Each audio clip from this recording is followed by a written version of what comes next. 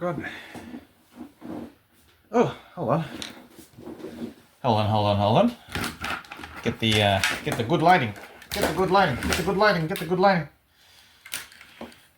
Gotta be bathed in sunlight, even though it's not that time at all. Hey, there we go.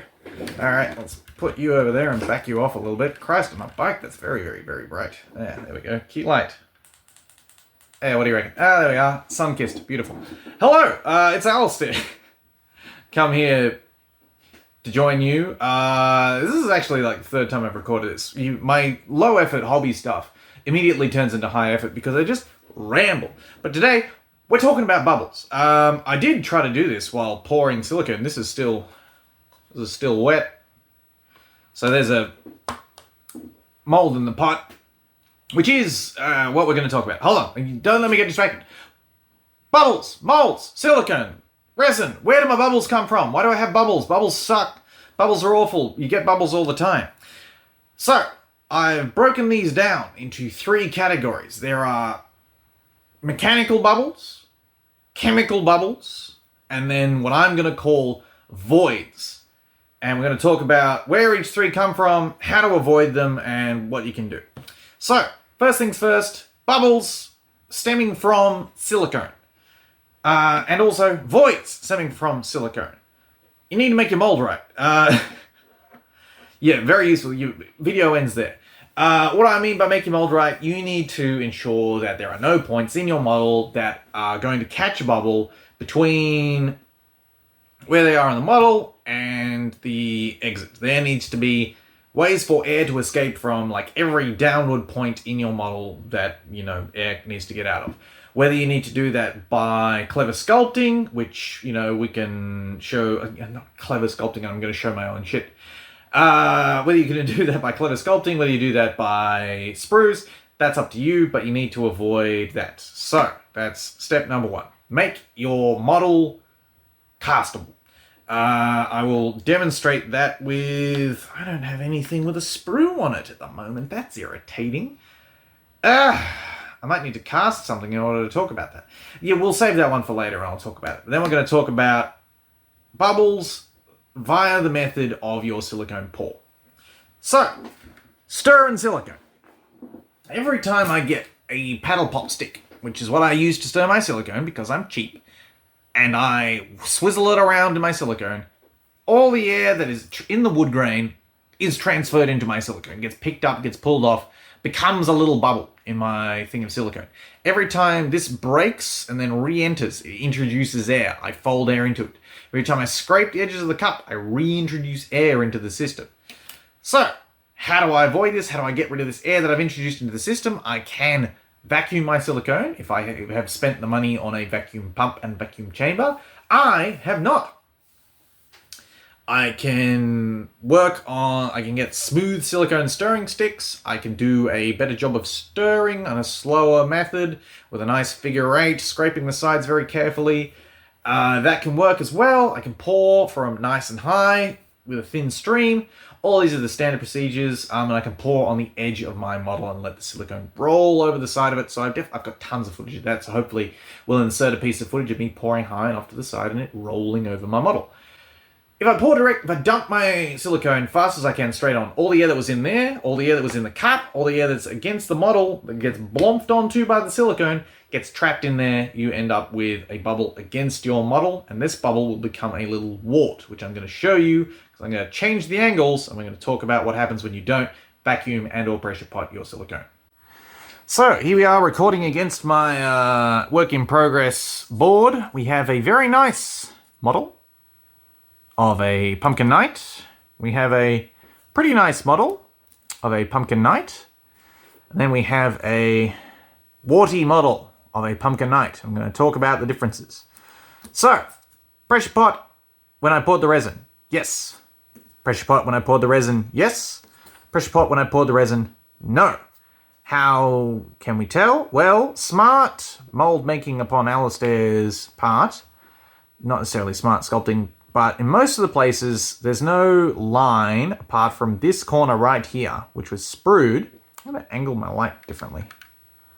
Is that better or worse? I don't even know. There we go. This bit right here, I had a sprue of a piece of, what's that thing called? You use it to clip stuff. Toothpick. Piece of toothpick between here and here, allowing any air that got trapped on that bubble to escape out.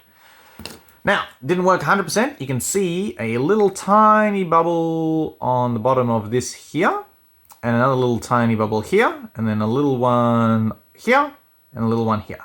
Little tiny bubbles, not too bad.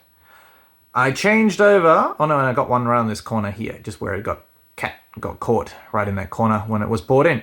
So, to avoid that, I pressure potted the new resin, because I was working with that, and you can see little imperfections, little warts. These were bubbles that were trapped when pouring the silicone.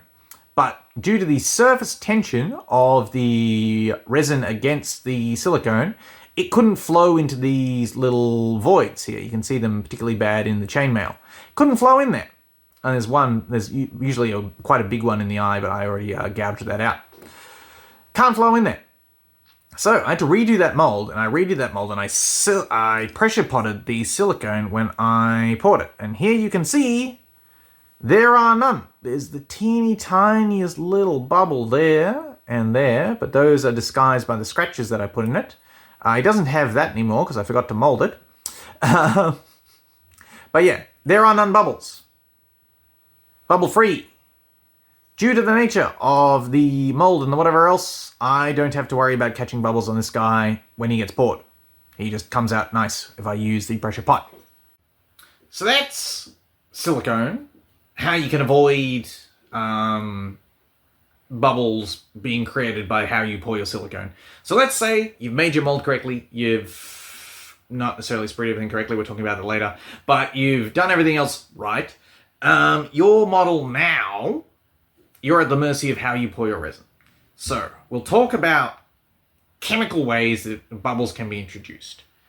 First of these is if any moisture gets into your resin, be it polyurethane or epoxy, they hate moisture and they will start to foam. I can see that in my off pours of my new polyurethane. When I leave that out, it's left outside and just the moisture that gets into the cup just makes it foam. And just a little bit on the top, and you can see it in like the bottoms of these fillers. There's just a little teeny little bit of foaming. How do you avoid that if you don't have a pressure pot? Like, the answer to that is pressure pot. If it's under pressure, the foaming just doesn't happen. And like sometimes I know Robot Talone like pressure custom stuff under a variation of pressures, and like the outside surface was fine, but there were voids created in the middle. The inside of my models can look like Swiss cheese for all I care, as long as the outside looks fine. If you're doing like dice or clear casts or anything like that, that's probably going to be an issue for you. Higher pressure. Or keep your resin dry. Caps go on, fill your cup, cap goes back, cap comes off, fill your cup, cap goes back on. No time with the cap off to let water and stuff in, and buy smaller batches, which I know is more expensive. But if you go and you buy a $90 fucking gallon of resin, and then you pour half of that, and then it gets wet, and the bottom half of it is useless to you. You might as well have spent $75 on the half gallon or whatever. Just, you need to work within your means. If you don't have a pot. If you do have a pressure pot it, it's fine. The answer to all these things is pressure pot. Pressure pot solves like 90% of your problems, which is great, but when you don't have one, you don't have one. And it's hard to justify $400 on a pressure pot at the cheap end. So, the other chemical way is boiling. I haven't had this happen, but if you pour a resin when it's too hot, or you introduce too much heat to it, say for example you're using a heat gun to heat up the bubbles to allow them to escape, and that kicks it into boiling, the whole thing just goes and just turns into a foam. I haven't had that happen with like any of my resin, but I used... One of my first molds that I ever made was out of like caulking, silicone, some corn flour, and then it was a mold of like a little face that I'd made a push mold. And then to fill that, I just used 5-minute epoxy glue. And that was fine. And then I saw it starting to bubble, and I'm like, I'll heat it up to make the air bubbles escape. Put the heat gun on it, turned into foam. Yeah, so boiling, you got to keep your stuff, within the working temperature of the resin. I know Curtis of Ramshackle Games leaves his resin in the fridge. Now, the issue with that is, of course, that you want to warm up your resin to a certain amount in order to off-gas it. I don't do that because the stuff I work with has pretty low working time. That's up to you, how you solve that problem, those swings and those roundabouts. All right, so that's chemical bubbles from the resin. Now we have mechanical bubbles from the resin. Same as the silicone. Mixing the two parts introduces air. Stirring stick introduces air. Pouring method. You can do a high stream of resin if you've got good aim. I can't have good aim because a lot of my stuff, like I'm pouring into holes this big or leg holes on the bottom of these guys trying to get it to run in there. Not necessarily like an option for me. So you can pour resin in from a high stream. Or you can do another method, which is pouring resin in with low method and then rocking and rolling and introducing movement. That's avoiding another thing. Your new enemy is surface tension. Surface tension can, you can make a part on your model that is attached, but the entrance to that part for the resin to enter is not big enough to allow, it's a traffic jam. It's the Mr. Burns' body thing where he's trying to push all the germs in through the door and they all get stuck against each other. Here's the door to your body, you see? And these are oversized novelty germs. That's influenza, that's bronchitis, and this cute little cuddlebug is pancreatic cancer. Here's what happens when they all try to get through the door at once. Move it, shout ahead. You've got the resin trying to get in and the air trying to get out, and the resin just goes, no, and the air just can't get out, and it's end up stuck there. But the resin can't get in because it can't fill the air. Because there's air in that place. The air becomes under compression, can't go in. No good, can't get past. You can avoid this by creating vents. So on this little Nightman, I have a thin vent of wire that goes from the bottom of that around up to the top. This vent, it's not a sprue. There is nowhere that would be considered a place that would catch bubbles on the way up. But because this entrance to the tip of this is quite thin, it's a little bit bigger than 1 millimeter thin. That's too much for even my superfluid stuff, the solid solution 660, to get past and to let the air out. So I need to vent that. And I can see it when I cast this guy. There's that whole thin thing fills up with resin.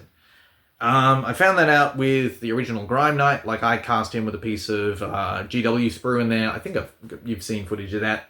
It doesn't need to be that thick. I'm wasting resin every time I pour that guy. So this guy was a bit of an experiment. I can do, it's just thin wire. It's 1 millimeter thick, enamel coated copper wire that I got ages ago for a wiring project. Which shouldn't have been enamel coated. I didn't need it to be enamel coated, but there you go. Noises. That's the battery pack falling over. Don't worry about that. Alright, so surface tension. Similarly, pouring against your model, you can still end up with bubbles caught against the side that sort of just stay there due to surface tension. That can happen on thin details like chainmail. My little guy's rondels on him, on the Pumpkin Knight. Those things can catch just a mechanically introduced bubble or just a little bit of air left in there. It won't move. You can avoid that by dusting the inside of your model with a mold release like talcum powder or whatever. That sort of breaks the surface tension and allows things to run around. I did have that with my old models. I used corn flour on a couple of those, and I dusted the inside. And I did find it flow better with the solid solution 660. Gave the surface a little bit of a weird finish. With the new stuff, that doesn't happen. I see no discernible difference, but I don't think that's enough to overcome the viscosity of the new resin that I have. Your results may vary. Me using corn flour is not the given wisdom. Most people use talcum officially powder, which might have asbestos in it, but there you go. So you can avoid slow stirring, plastic sticks that don't have pits in the surface, figure of 8 stirring, high thin pour in, rock and roll.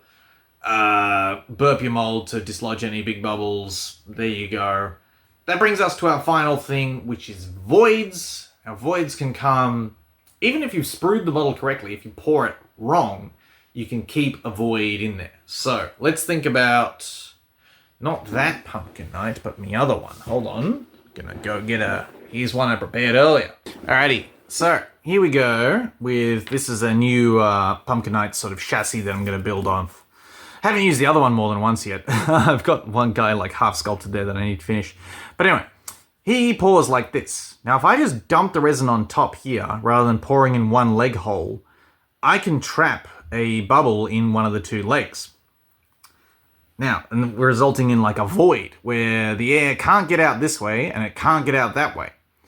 This has happened before with one of my burb gang. So he is a member of the burb gang. He's the mace wielder. You can see this was pre-pressure pot. You can see little bubbles in his sort of armor circlets here at the bottom of his armor. But normally I pour in the leg hole and then everything runs out the mace here until it fills up that little bit sort of base thing that I've got him on. But there was one time where I was in a hurry because the resin was starting to gel up. I think I'd mixed it wrong based on the different color that we've got here. But you can see I dumped it all the way in, and I dumped it in here as well. It was filling this vent from the top, and that trapped a big bubble of air in here where his hand is supposed to be. So there you go. That's a void, which, even though this is like, this guy is self-venting, not gonna pretend it's like the cleverest sculpting and whatever in the world, but like his mace vents this arm so it can cast the way it is.